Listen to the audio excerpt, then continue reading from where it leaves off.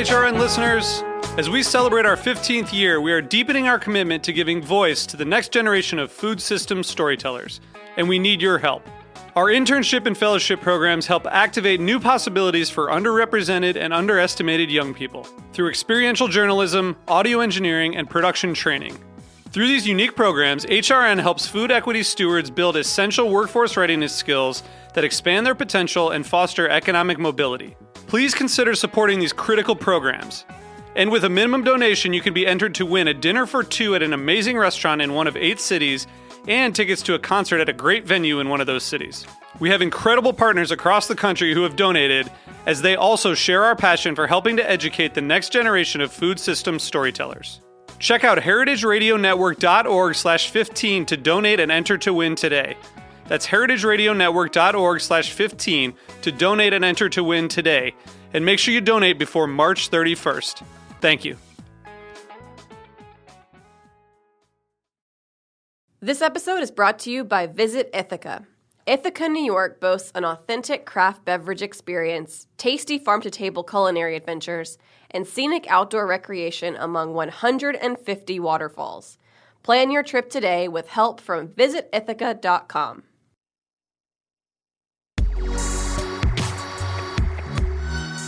Hey, this is Hannah, HRN's program manager. It's HRN's 10th anniversary and now our summer fun drive. So show your support for independent, revolutionary, entertaining food radio by becoming a monthly recurring donor. HRN is powered by a passionate community of thoughtful eaters, and we need each and every one of you to show your support so that we can keep bringing you your favorite food podcasts. It takes a village, and every dollar donated, every listener tuning in is essential to our continued success. So set up a donation for $10 every month. You'll show us that you want to be a part of a bright future for HRN. And you'll get one of our brand new limited edition Pizza Pocket t-shirts. So snag your new favorite tea and show us some love, all for the price of about 2 fancy lattes each month. Go to heritageradionetwork.org/donate today. And thank you.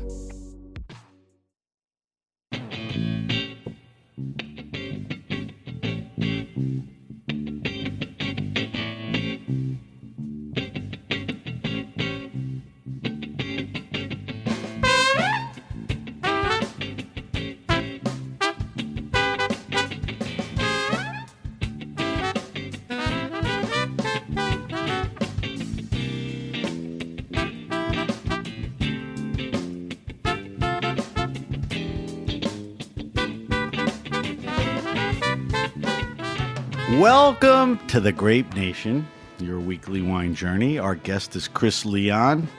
We'll talk to Chris about how to buy the right wines in a wine shop. We'll talk about his shop, Leon & Son, and a lot more. We'll taste the red blend from Sicily that Chris brought in for our weekly wine sip. He also snuck another bottle in, which we'll give that a taste too. I'm your host, Sam Ben-Ruby. Stay with us for the Grape Nation on the Heritage Radio Network. Sam, we bring wine to the people. All right. Chris Leon grew up with wine around the table via his dad. His early love for hospitality and eventually wine led him to Sonoma. He attended the French Culinary Institute, which is now the International Culinary Center, after college. Got a degree in restaurant management. Chris went on to open and operate restaurants in New York City and earned his Advanced WSET Certificate. He knew hospitality extended beyond the walls of a restaurant and opened Leon & Son, a highly curated wine shop in Brooklyn. Welcome to the Grape Nation, Chris. Sam, thanks so much for having me. Was that intro accurate? You nailed it. Okay, That's good. me. All right, let's give people a little background. Okay. Tell me about your journey in life and wine that got you, 1, across from me, and 2, owning and running a wine shop in bustling Brooklyn. So 1, wine has been part of my life since before being 21 years of age. Okay. I grew up with it on the table and sometimes in my glass. And when I did turn 21, I had a very formative formative summer in Los Angeles, where I spent very little time working and a lot of time traveling up the coast, and specifically up the coast with my father, who took me to Santa Barbara, Paso Robles, San Luis Obispo, and the Central Coast, and kind of gave me my light bulb moment. So Were those areas he was interested in? he was interested in not spending time in LA and being around wine. So when he came to visit me, he wanted to make sure he wasn't in LA. Okay. So just quickly on him, no background in wine, just a love? A deep love. Okay. He went to school in Spain, and he was there sort of like right when Franco was leaving power, and Spain was having its cultural revolution, and people were pulling corks and refining art and culture in a way they never had before. And part of that was with wine, and that he was really a part of that. Right. All right, so you're traveling up the coast with your dad. Keep going. Yeah, and it was the first time I had seen vineyards and spoken with winemakers, and it was one of those things where I didn't know how to do it, but I wanted to be in it. And I think that's a great parallel to the wine industry. There's so many ways to jump into it. And so when I came back to school, when I was going to the University of Illinois, I went to the only restaurant in Champaign, Illinois that had a deep wine list. It was called Radio Maria Tapas Bar.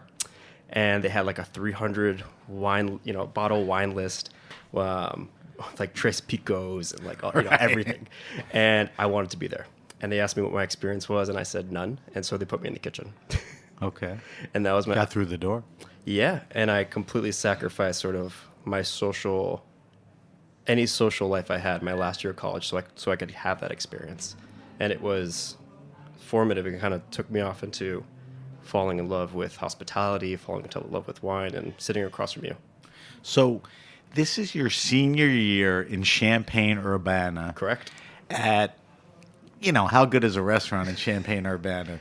So the most fun year in college is your senior year. You kind of throw that all away, and you're in this restaurant, and that's the bulb went off, hospitality. Oh, man, I had more fun than anyone else at the University of Illinois in 2007. I guarantee you, because I was drinking wine. Okay. So you're at the restaurant. How long and where does it take you? So I graduated in 2008, and I wanted to be in the industry with every ventricle of my heart. And my folks asked me to not.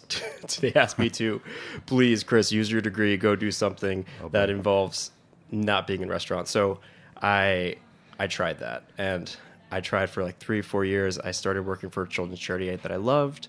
I traveled quite a bit in Central South America, but when I turned around 2012, I had to start all over because. Did you have a brief stint at MTV? I did. Yeah. So you were everywhere. So you had real jobs and stuff. I did a thing. I had See what you do for your parents? I had a direct deposit at the whole thing. Okay. And then I started all over. I decided to sort of break a lease here in New York, jump in my car, drive across country, and move to Sonoma without a job. And I started working tasting rooms. I took cellar jobs, and then I got a job with. Question though. Yep. Why Sonoma? Why not Napa? Why not? Sure. No, Santa Barbara, Paso. Why? Sonoma's interesting, and it was a good choice, but why there? Yeah, I had an emotional connection to Sonoma because my folks, it was their respite, an annual respite for them. And once it was okay for me to be joining them on those respites, it also became, sort of my other home. And so I knew some people there, but just casually. And I went there, and on the charity of many, many people, I was able to get housing in a married couple's house and start working in, do you know Naked Wines, that crazy subscription service? I worked in their tasting. It was my first job in wine. And I just said yes to everything. Any job people would give me, I said yes to.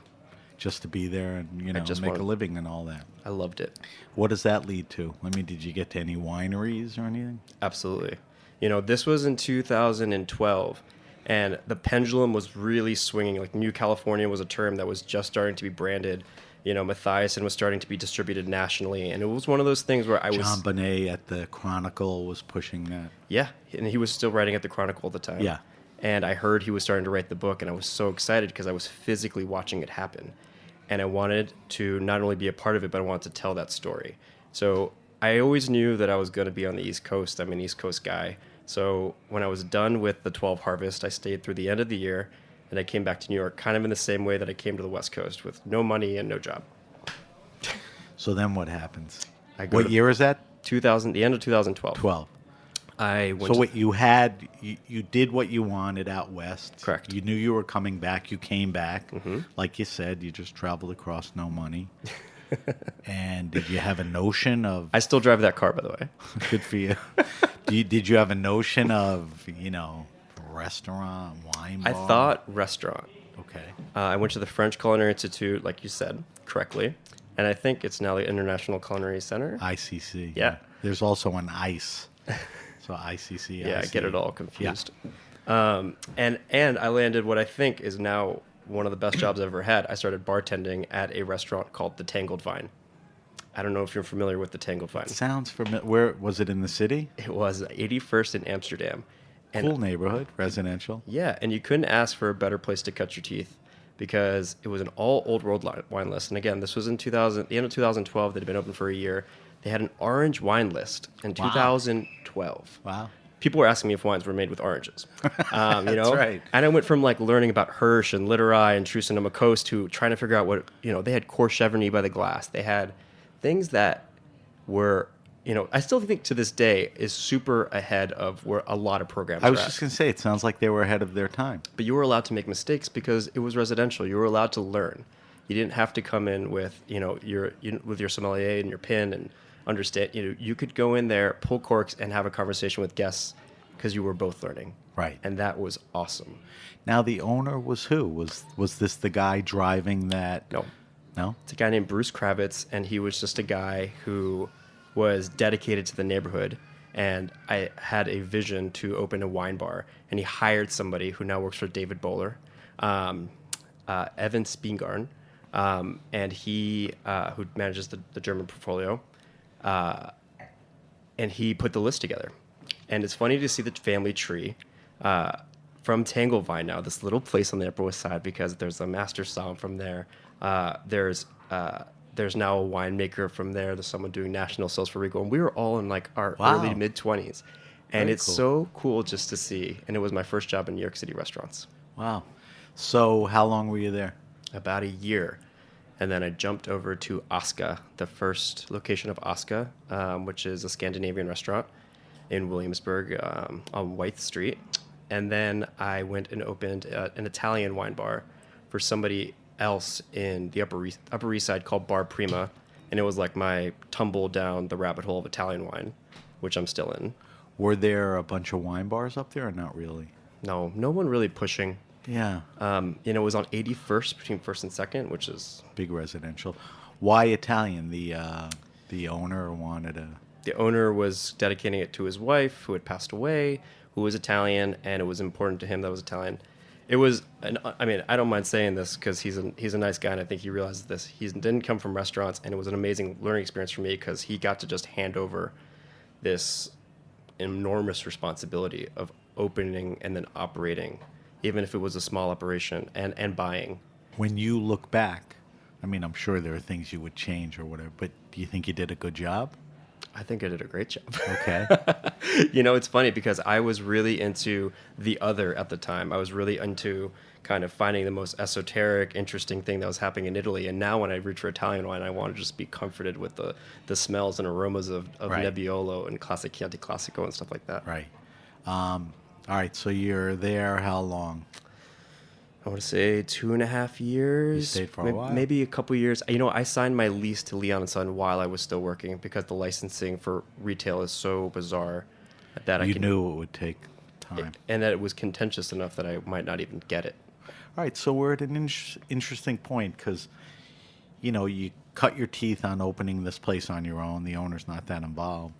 But somewhere down the line, probably towards the middle end, you're signing or looking for Leon & Son. Tell me about that moment. I got to open my own place. I'm going to do it in Brooklyn. I'm going to look everywhere. How did that part come up? I was living in Clinton Hill, and I knew that when I decided to make a foray into wine, it was a career choice. It wasn't a hobby. It was, this is what I was going to do for life. So when 2012, when I made that choice, I always felt in a really positive way that I was checking boxes off in terms of experience. And I finally felt like I had checked the boxes where I was like, I'm ready. I'm ready to open something. And I thought that something was a bar. But then I saw 995 Fulton Street. It was all papered up. And I caught the landlord's attention. He let me in. And I didn't realize, because my storefront is very small, but it opens up kind of in the back and it goes very far back for New York retail. And Give people an idea where the store is. we're in Clinton Hill. Right, which is a great residential neighborhood. Absolutely. Restaurants, townhouses. How far, just so people know, how far is the Barclay Center? 10-minute walk? Right. Yeah. So you're not far from there. No, downtown. I mean, I'm a total homer for Clinton Hill. It's the best. Right. It's full of inspired businesses and an incredible community who gives a shit about their businesses. They not only want to see you succeed, they take ownership of their neighborhood, which is so cool. I would guess they were craving for a store like that. Were there other competitors in a radius? Yes. There are some really good stores in the neighborhood, and there's still, there was when I opened, and there still are. There's Olivino, there's Green Grape, there's Thirst, there's Vanderbilt Wine Merchant.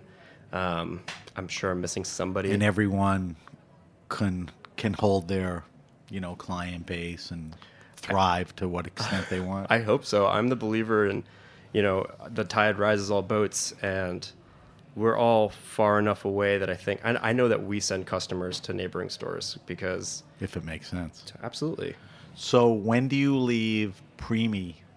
So I left, Bar Prima. Prima Primi was the better known place. is downtown Carmelini, right?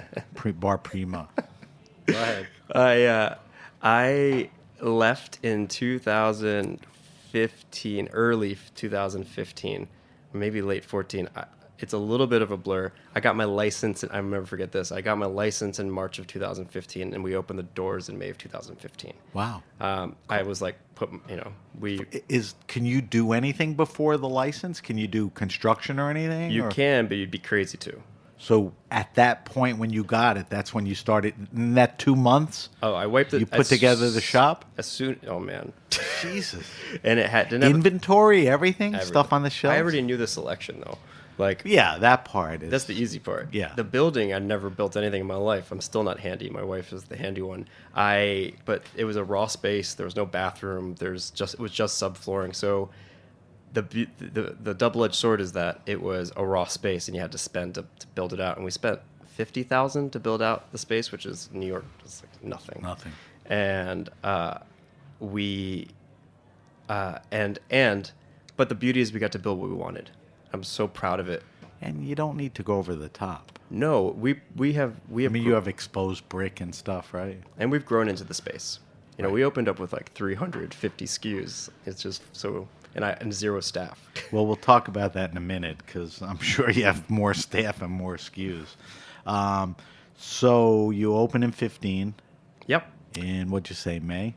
May. Yep. 22nd was the soft opening. 29th was the grand opening. And you're still there. All right, we're going to talk about Leon and Son in a minute, but I have you here, and I want to talk about wine. And I think you were right about the fact that you talked about, a neighborhood store, a community, everyone working together. And we're big advocates on this show that, if you like wine and you're looking for it, you should really look for stores like yours or the others and talk to the owners or the people there because the interest, curation, and time, is so important. And you probably have stuff that, a lot of people don't have. So people are intimidated by wine. They're intimidated by sommeliers in restaurants. I think they're even intimidated, in wine shops when they walk in. Totally agree with you. I need you to help me demystify walking into your local wine shop and tell everyone how they can get the best experience by buying the best wines. So let's start with the premise, and you and I talked about this a little earlier, that there's at least three kinds of customers. The guy who knows nothing, the guy who knows a little or a little more, and I always say this because I won't give the guy who knows a lot credit, but the guy who thinks he knows a lot. He's like the master of the universe. Yeah, sure. So let's focus on the first, two guys, because those are the customers we care about. I'm one of those guys. I walk in, I drink wine with my friends. I go to dinner parties and all that, but I don't know that much about wine. But I like it, and I want to know more. I walk in, I'm either trying to buy stuff for my apartment or for a dinner party.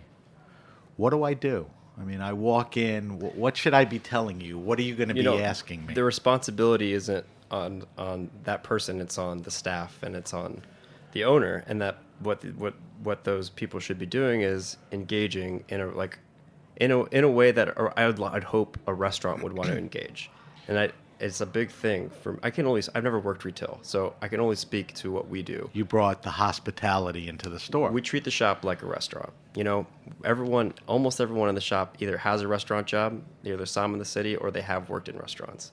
And we talk about chatting with customers like touching a table and taking care of people and engaging with people. And I think the coolest thing that, the legendary Danny Myers ever said is that customers hold up signs, right? You can tell when someone's scared shitless and they don't want to, and they don't know what they're doing. Just you guide them. You take the bull by the... But let's get specific. Okay. So you have a semi-scared shitless guy. He wants to buy stuff. He doesn't know much. Sure. So what's the check down on him? How do you get him to where... I think that the most awkward thing is price point, and you have to you just got to call it out. And so the first thing is price. Yeah. What do you want to spend? Is that a fair question? Yeah. What price point are we playing with? Is what I say that at least like 50 times a day. Okay. What price point are we playing with? And if they say, under $15, then that is awesome because you could just lock that in, and that is a very specific set of wines. And from there, you kind of work backwards. It becomes how you're trying to engage with wine. And that can be, you can get a master somm walking in through the door, or you can get someone who knows nothing about wine, and it's the same question that you're trying to get to is how are you trying to get engaged with wine? Is it just, like you said, quaffing with your friends, or are you having dinner? Are you trying to impress?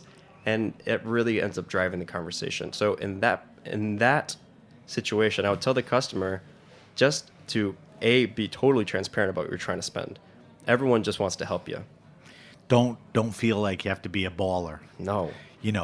Tell them what you have and want to spend. And the same thing at a Okay, so restaurant. be honest about price. Now we move from price to what?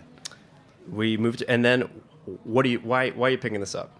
Is this to go home after work? Is this pizza night? Is this my first date? What is this? And Situation. totally. And if it's with other people, I love to ask about the person because wine, you can stereotype a little bit with who, if this is going from mom and dad, or if this is going home to like your hipster buddy, these are different bottles of wine you're putting in that person's hand. Right. What about pairings? If people are cooking, I mean, you certainly want to. Absolutely. I mean, you'll ask them. What is this for dinner? Absolutely. Right. And you get really challenging ones. People wanting red wine with incredibly spicy I'm making food. asparagus salad. Right? I love Screwed. I get Pratt students being like, I'm making a can of beans. Right. Do you run into difficult customers where you can't sort of decipher what they want, or they're just totally open and they'll take what you give them? I think that and I think the guys here at Roberta's could probably say the same thing, that we're in a privileged situation that in Brooklyn, I think, with wine, that people are open. People want to experience things, and if you've built that trust, we don't deal with too many people who are pains in the asses. The person who really, really doesn't know what they want ends up being the person who thinks that they know a lot. Right. So, do you think that Brooklynite, the Clinton Hill guy, is different than, let's say, a Manhattan consumer? It's loaded. I mean, I'm not going to throw in Queens or Staten Island, but I think that the Brooklyn consumer, if we're boiling it down and crystallizing it, I think the Brooklyn consumer is a little more open. I do think that maybe to a fault, the Brooklyn consumer shies away from things that they might see as institutional or as classic. contrarian for the sake of being contrarian. Absolutely. Right. You'll see a little more of that. Yeah. Mm-hmm. You'll probably see less like Wall Street guys walking around Brooklyn than you would downtown, in the village or whatever. Is there, you had mentioned price is really the first thing that you talk about, because I think that would roil people. If the guy walked in and wanted to spend $15, $20 and you just launched a $38 bottle on him. Oh, yeah. Is there, in your store, in your mind, is there a sweet spot? Like, don't go below this and you don't necessarily have to go above this to get good wines from everywhere. Now, that being said, if you need to spend less or, it's an occasion you want to spend more, is there that sweet spot? I think $20 is probably the sweet spot where someone can feel that they're getting a wine of place and purpose. In most places in the world, $20-$25. If you're spending under $20, you can still get phenomenal wine, but I don't think you can get it. I think you have to be really careful about where in the world you're getting it. And we do have lots of wine under $20. And I love driving people to certain corners of the shop for that. So the sweet spot, I think that where you can have a hall pass through the whole shop and feel like you're just like going to win and in a really good inspired store is like $20-$25. So is that Leon and Son, or is that you answering the question? So now I'm in Leon and Son. What's my sweet spot for? Our shop is awesome. So you're gonna you're gonna spend, your dollar is gonna get you a good bottle of wine. Whatever you spend. Yeah, that's the hardest thing to do for us. The hardest part of buying is buying inexpensive wine, and finding it to be transparent and what you want it to be. Same thing on a SOM list, at a restaurant. Absolutely. The cheaper stuff and all of that.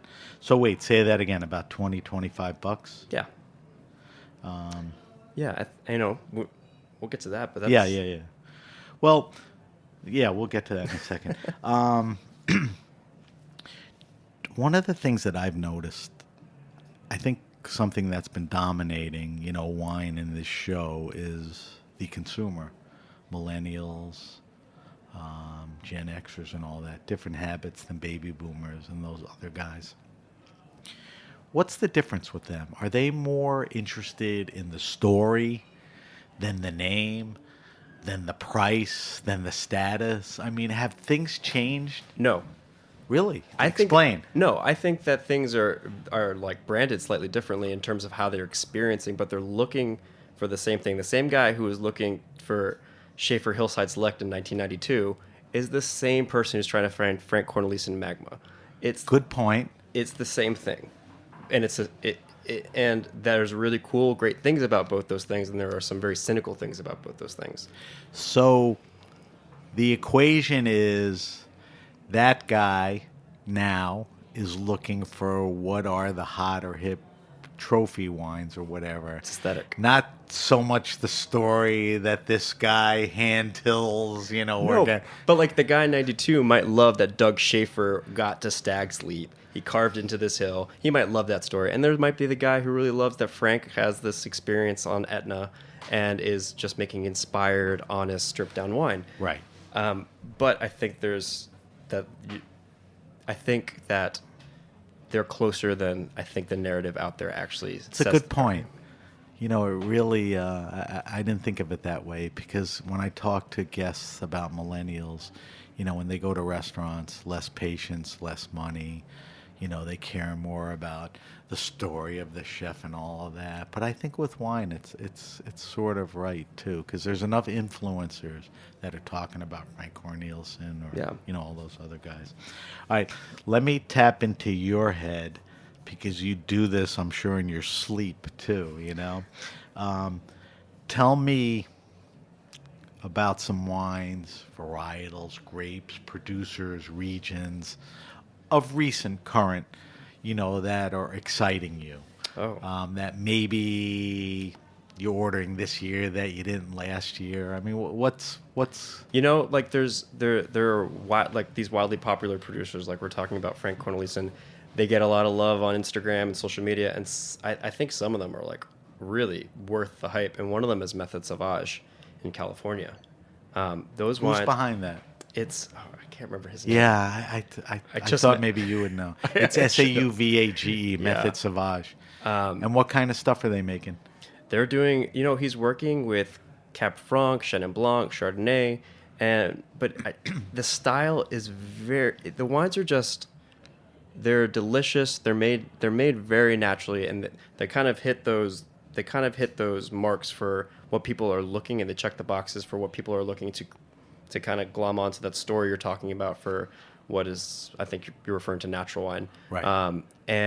But the wines ultimately are delicious. And I think I tasted, it's only just because it's top of mind. I just recently tasted this whole lineup, and I really was like, I have to tip my cap. This whole lineup is delicious. Wow. And so I picked up everything. Really? I put it all on the shelf. Accessible to you and available for the customer? Accessible to us right now.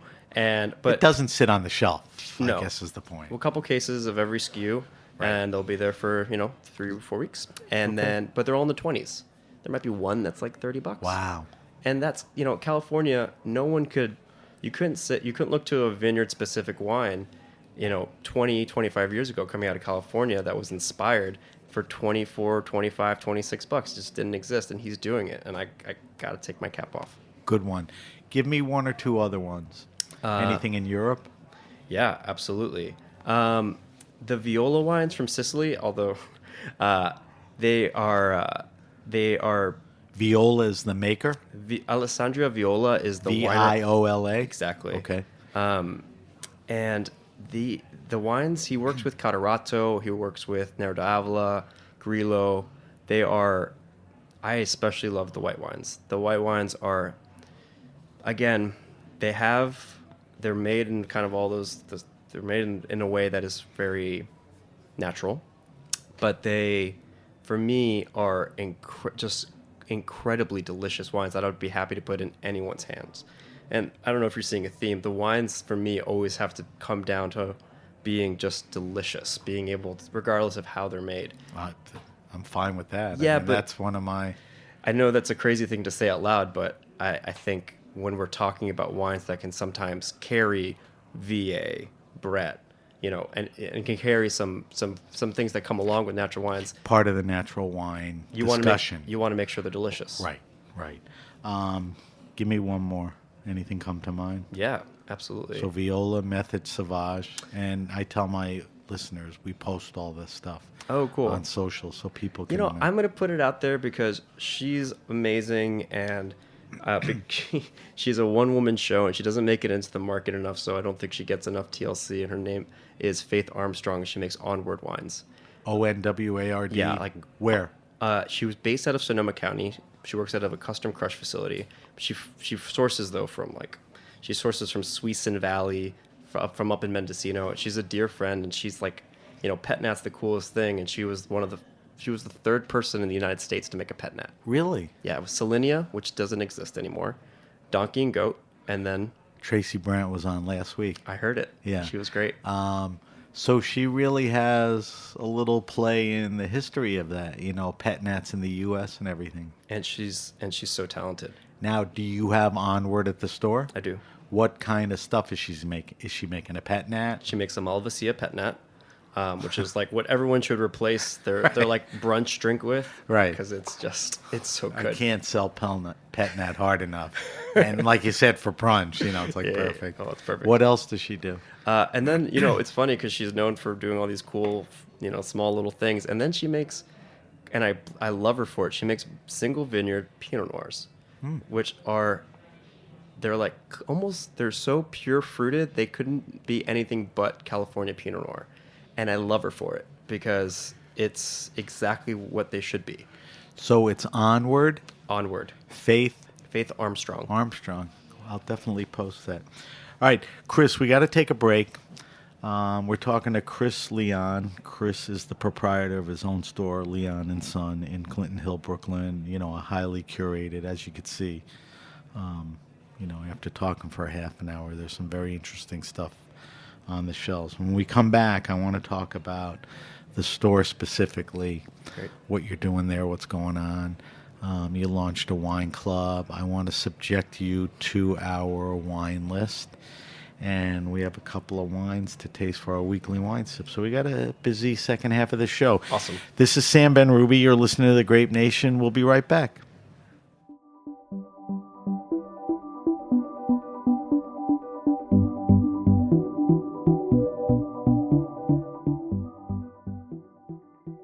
This episode is brought to you by Visit Ithaca. Located in New York's Finger Lakes region, Ithaca boasts an authentic craft beverage experience, tasty farm-to-table culinary adventures, and scenic outdoor recreation.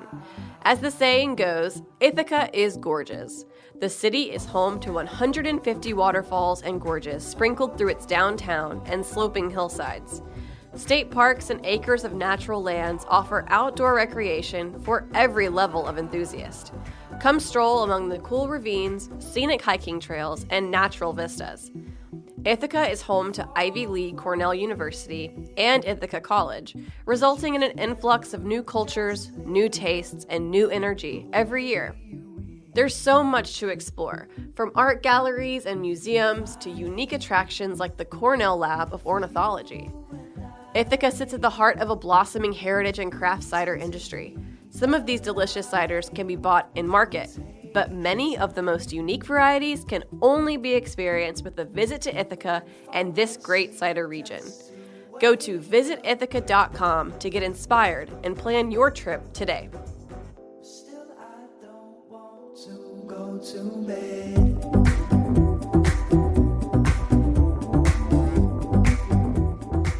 All right, we're back. We're back with my guest, Chris Leon. Chris is the proprietor of Leon & Son, a highly curated wine shop in Brooklyn. And he told me, and I knew it from my research, he's going to be opening a store in Michigan, which I'm trying to talk him out of, but it's okay. We'll get to that. All right, so Chris, let's talk about the store. You know, we talked about what you should get out of your store and what a local store offers. Yep. And how to handle that. Talk to me about, because you were out west, then you came here, you were working, you know, wine bars, opening places. Tell me about your inspiration for the store. And there's a mission and a philosophy there. You know, let's talk about, you know, hospitality's part of that. You talked about that. But what are you trying to do there? Yeah, the shop, well, it's definitely evolved. You know, we're going on our 5th year of being open. And when I first opened the shop, it was with 300 some SKUs, and a third of those SKUs were American wine. I really wanted to shine a light on what was happening domestically, and because I was so excited to have that opportunity to tell that story. And I kept getting a little frustrated going around the city and seeing American wine treated a little bit as a pet project on lists as opposed to a focus, which isn't necessarily the case today. There are a lot of great lists with a lot of domestic focus.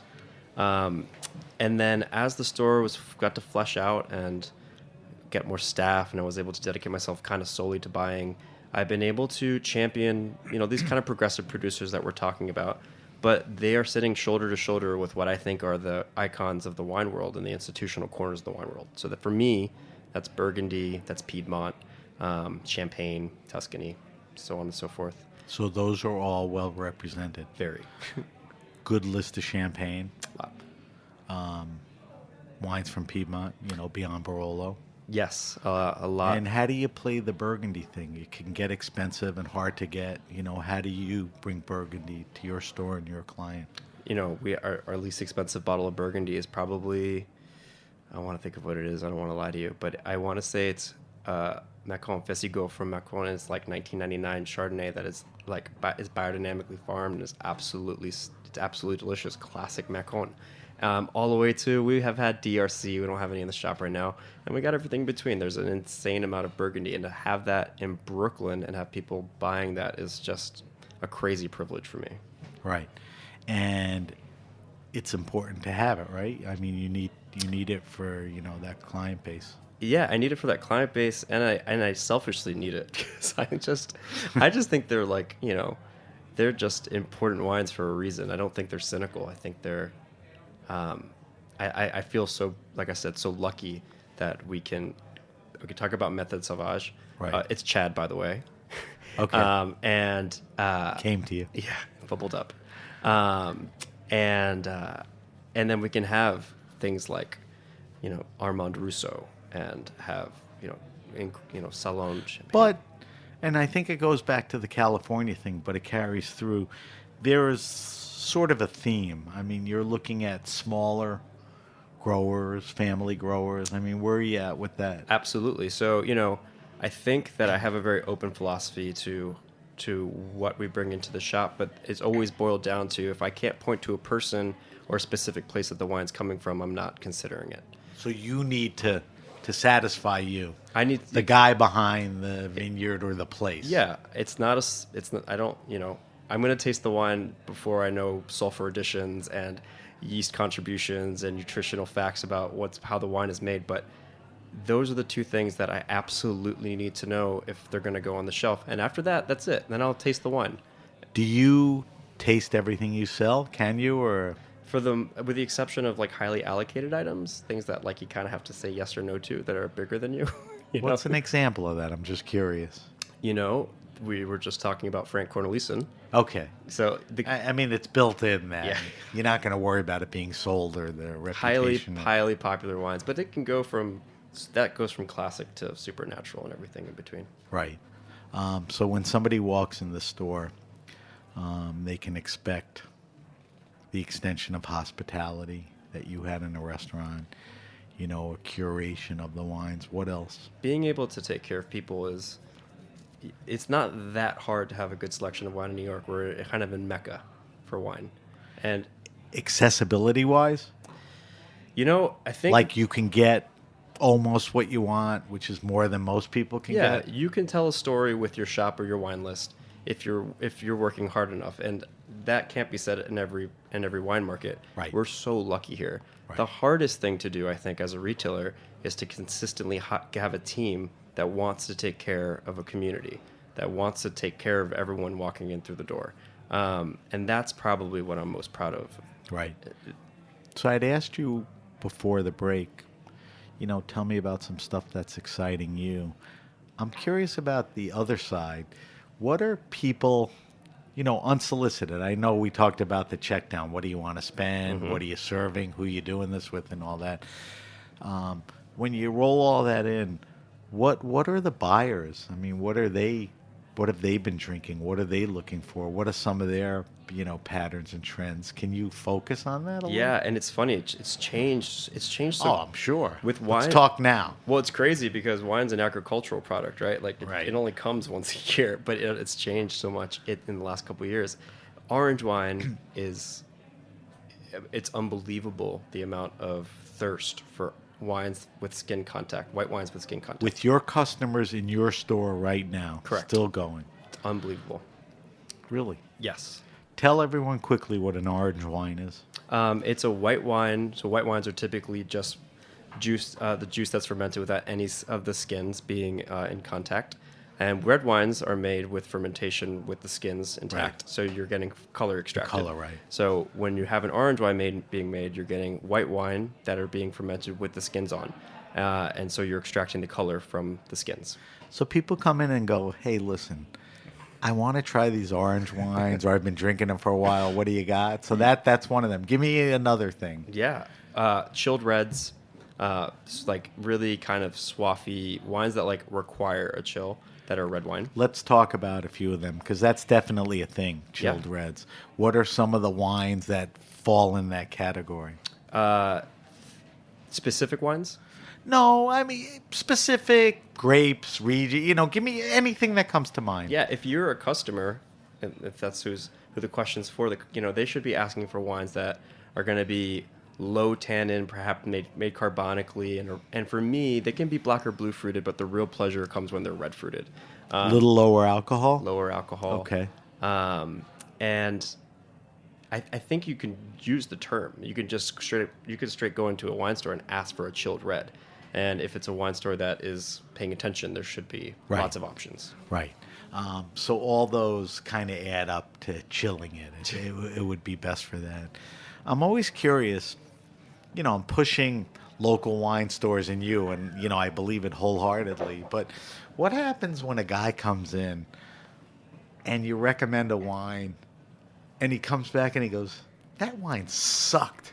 or it didn't work. Yeah. At least he had, the balls to come back and bust your balls. Because he Yeah. could have said, I'm never going there again. God bless him. What do you do? I mean, I'm sure you weren't that wrong, but he wasn't that happy. I think you thank him first. Okay. Because, no one bats 100. And this is, wine is personal. And what you think is delicious is not necessarily. I actually had a customer. I was walking her through Tuscany, where our Tuscan wines were, and I was recommending a bottle to her. It was a bottle from Monte Bernardi, one of my favorite little Chianti producers. And she goes, "I've realized the wines that you like to recommend are a little light for me." She's not an industry person. She just goes, "I've now realized that the wines that you typically recommend for me are," and I was so happy she said that to me. And I said, "Oh, Now you know her profile. thank you."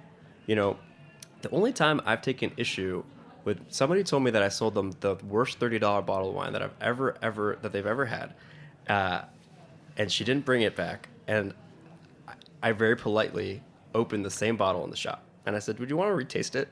It was 2010 San Fariolo Doliani, which is insane. The wine is so good, and she was like, "Oh, yes, no, this is very good." Oh, so different. It was corked or something. Oh, yeah. it was corked. She didn't know what a corked wine was, probably, and all of that. Talk to me about how important, and I think in this day and this time and the type of store that you are, social media. Does that work for you? Are you putting time and money into online sales? Yep. Who is the online sale buyer? Is it the guy down the block? Do you have stuff that other people can't get? Great question. So, social media is a big part of. How do you use it when new stuff comes in? Imaging, all of the above. When the shop first opened, it was just me and the phone and like snapping photos when they were coming in. And honestly, the stakes felt maybe it's just I don't know if times have changed or I have changed or the business has changed. The stakes seemed a lot lower on Instagram like 4 or 5 years ago. True. And I used to just snap and post It's way bigger. It's become the social media platform of favor, more than Facebook, way more than Twitter. So the focus. Yeah, so we posted. I would post like, "This is what we're doing," and they weren't good pictures. No one should scroll backwards, Right. But the funny thing is, I remember our first little piece of press was in Brooklyn Magazine. I'll never forget it because I was over the moon. Rachel Signer wrote the article, and she said they have a pretty happening Instagram, and this was like in 2016. I want to say, or maybe late 2015. Which is before things blew up. I think things blew up about a year and a half ago. Oh yeah, it's Could be wrong. It's unbelievable, and it's unbelievable. I think it's important for everyone in sort of the distribution level of wine, and especially for wineries. It's the hype that is created by wineries on Instagram is. I agree, and I'm amazed at how many people are good at it, and that many that are not even on it. Yeah. It's crazy. What about online? I mean, are you set up? Yeah. So Is it an out-of-towner? Is it a local guy? I mean, who's both. buying on? It is. It's both. We do local delivery, we do Manhattan delivery, and we do nationwide delivery to the states that'll let us deliver. And yeah, Do you occasionally get stuff that not necessarily everyone has, and a guy who's interested in a particular wine in Champagne Urbano will say, yeah.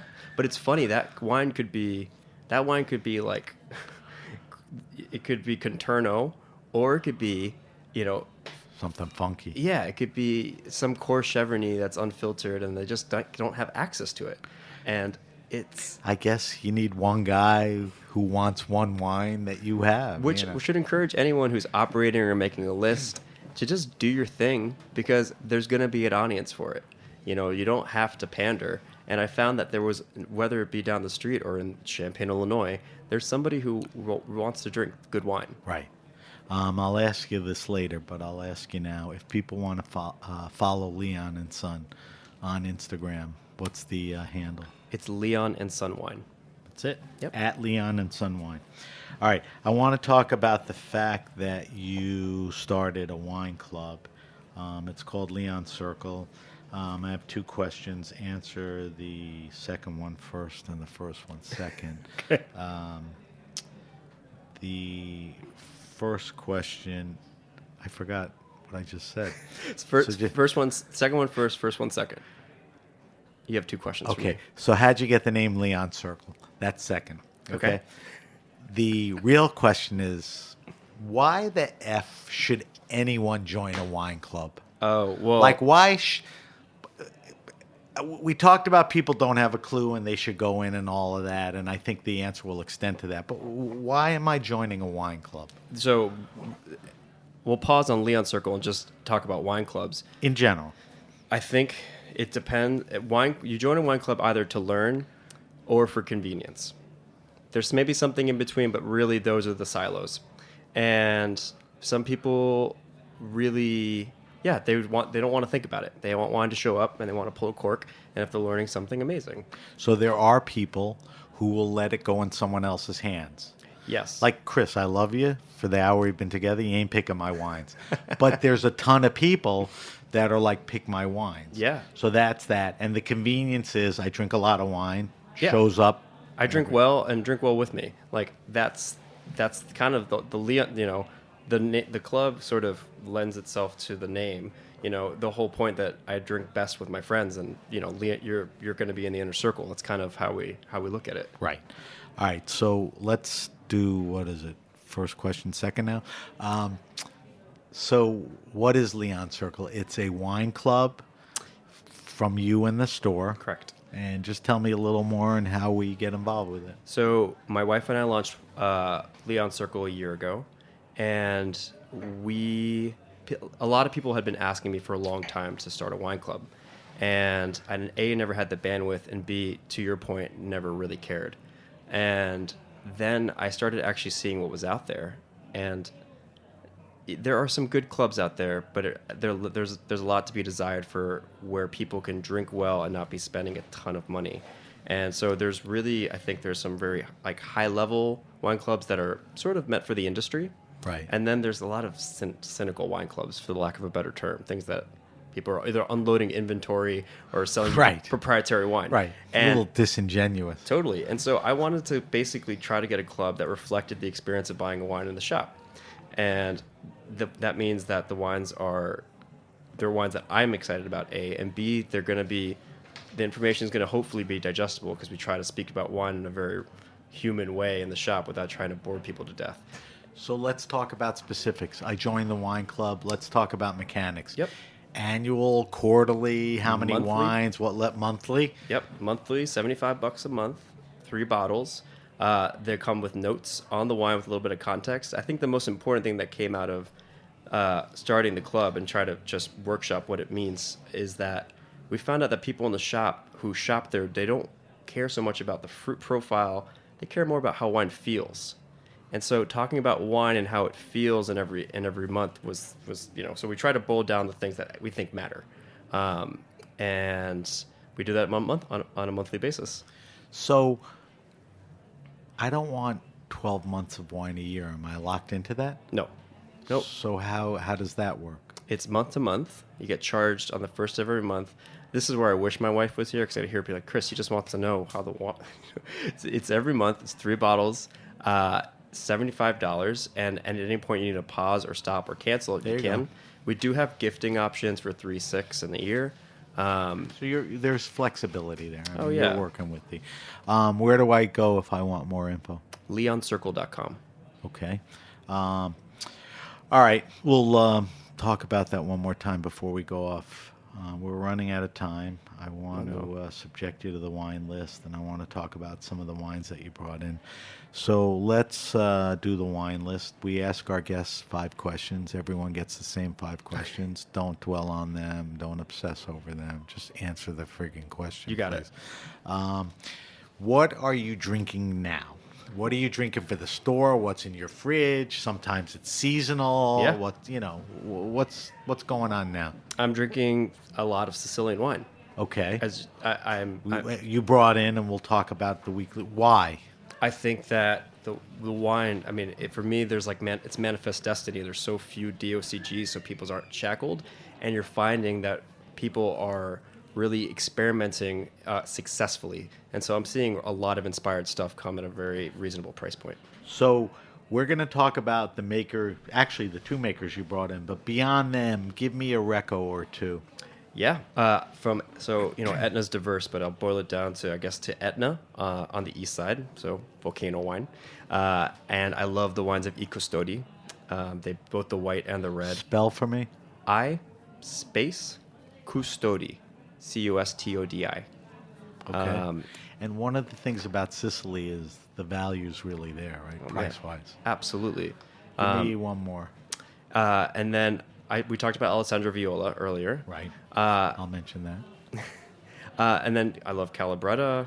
I love Tresa for the value. Treisa. Tresa. Essay. It's the second label of Ariana Occhipinti. I and didn't the know wines are excellent. Are they a little less expensive? In the teens? Okay. That's a great call. All right. Good job on that. All right.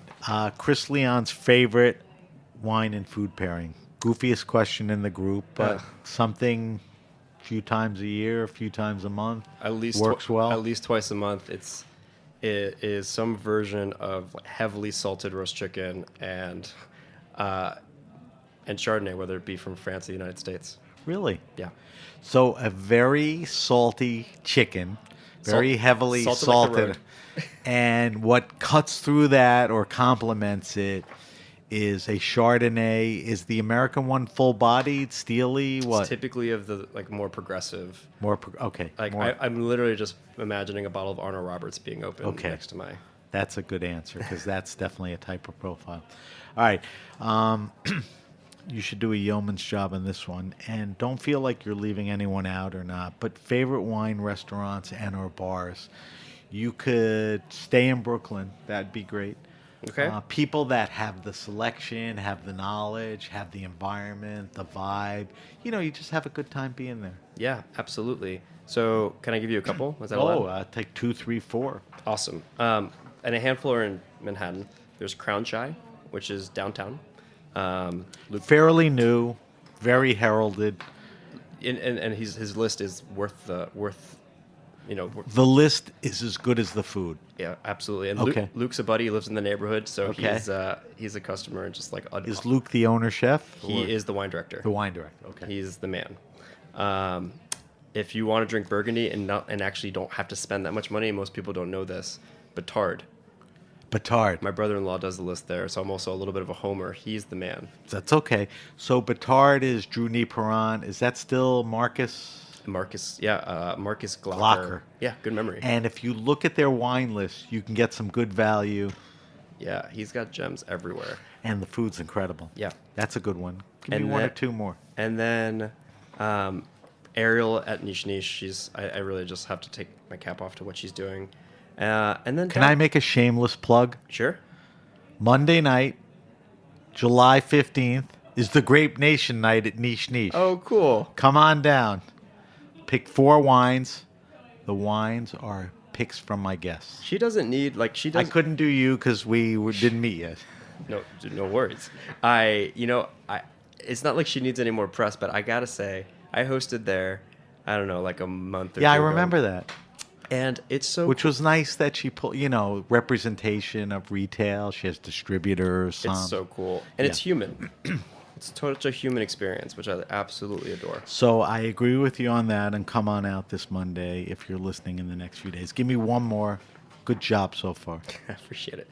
Our buddy, You're a crappy interview, but those answers got you out of this. No, I'm joking. pass. I'm totally joking. Go ahead.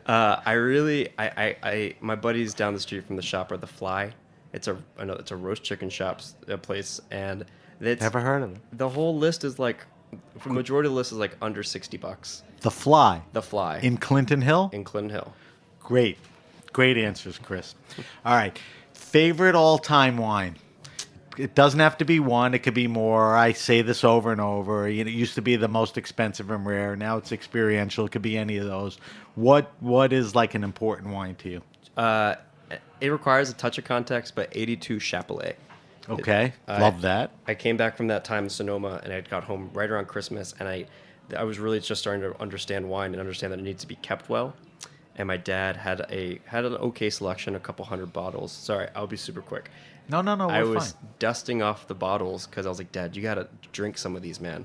And he literally teared up because he was opening Old Bisquera. It was mainly Spanish wine, but it was dead because it wasn't kept well, you know. Right. And his heart, I could physically see his heart breaking.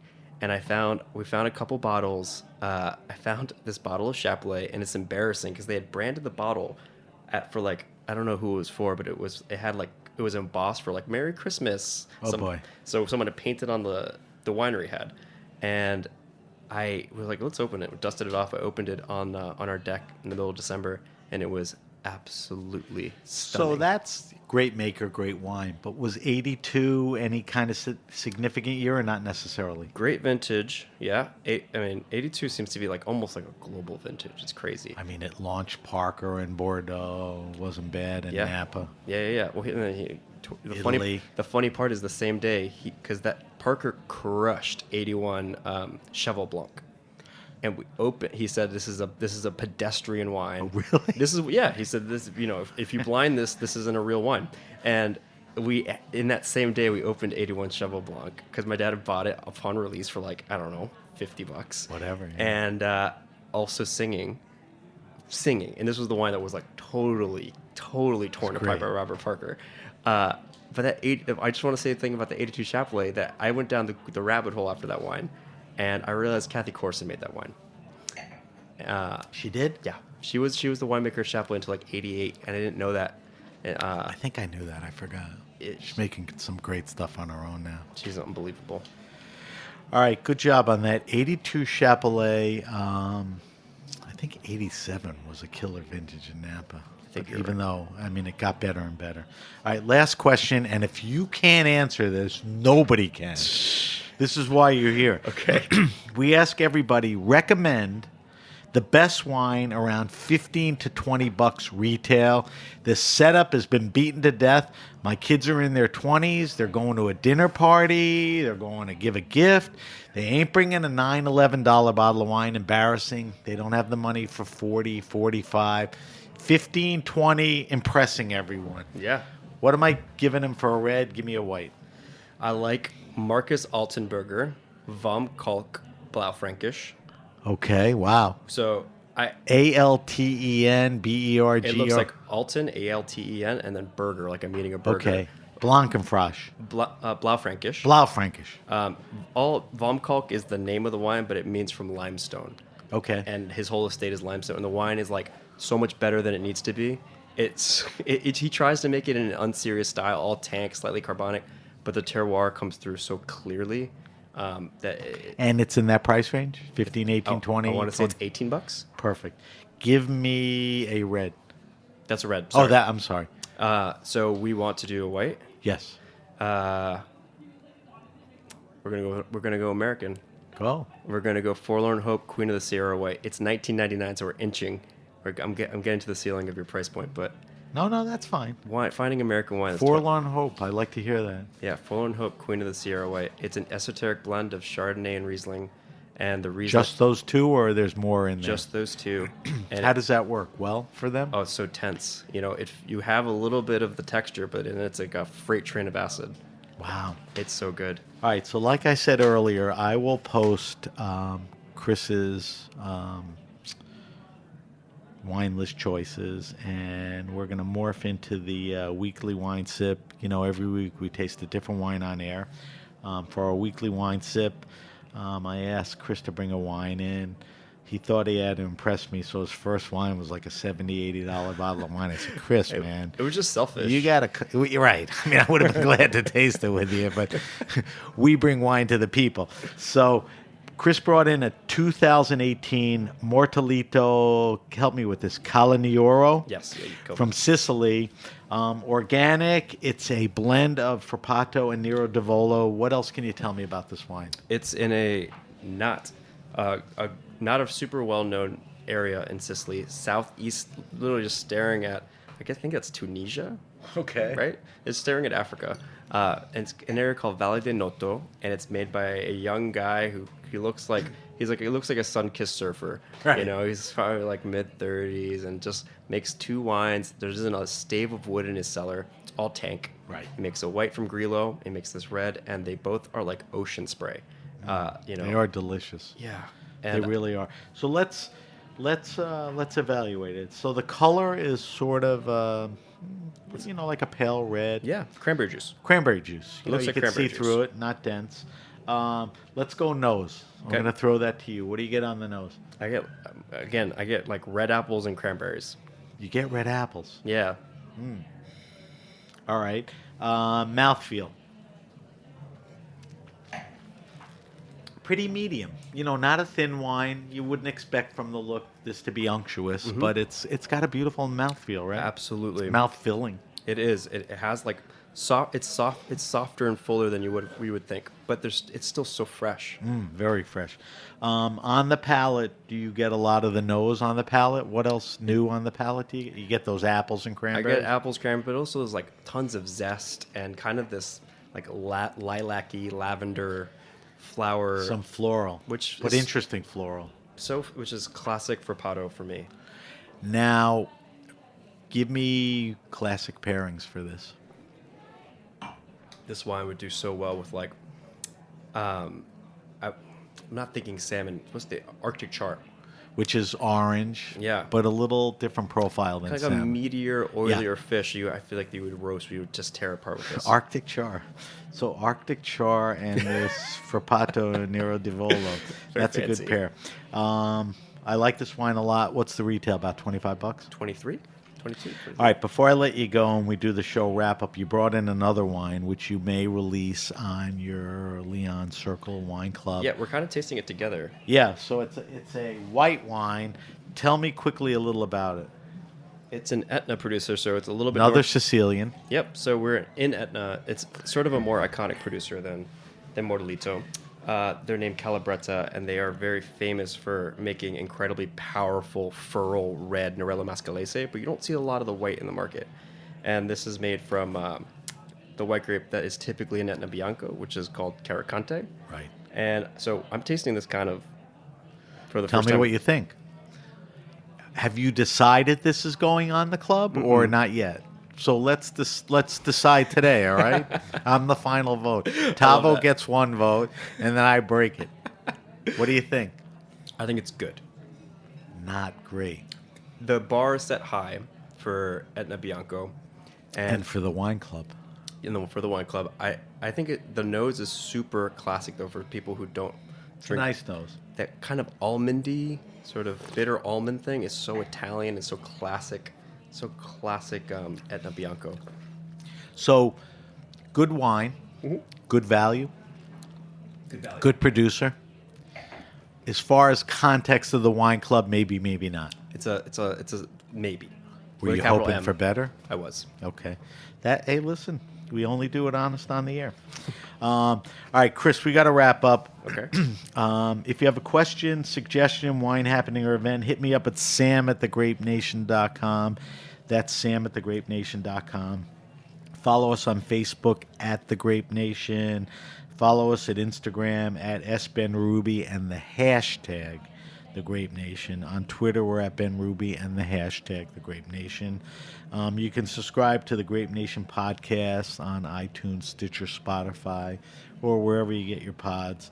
Like I said, all show we'll post Chris wine list answers. We'll post the weekly wine sip, and we'll sneak in a bunch of the other wines that he talked about.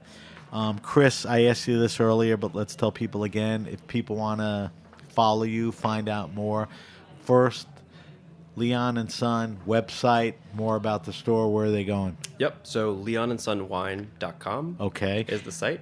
Instagram. Leon and Son Wine. It's at Leon and Son Wine. So Okay. Do you do Facebook? We do, but it's gonna So just connect. stay on Instagram and go to the website. What about you personally? It's CRSLEON. Okay. So if you want to see Chris sort of sneaking around, you can go to that besides Leon and Son. All right. I want to thank our guest, Chris Leon. Chris is the proprietor of Leon and Son in Clinton Hill, Brooklyn, a highly curated wine shop and a really good example of somebody that's kind of bringing the fire to you if you live there or you go online. Thank you for that. I want to thank our engineer, Amanda, and everyone at the Heritage Radio Network. I'm Sam Ben Ruby, and you've been listening to The Grape Nation.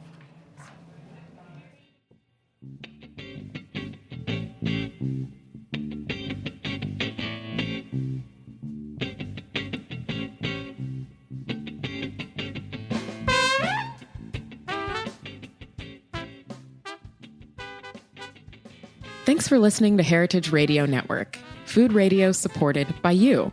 For our freshest content and to hear about exclusive events, subscribe to our newsletter. Enter your email at the bottom of our website, heritageradionetwork.org. Connect with us on Facebook, Instagram, and Twitter at heritage_radio. Heritage Radio Network is a nonprofit organization driving conversations to make the world a better, fairer, more delicious place. And we couldn't do it without support from listeners like you. Want to be a part of the food world's most innovative community? Rate the shows you like, tell your friends, and please join our community by becoming a member. Just click on the beating heart at the top right of our homepage. Thanks for listening.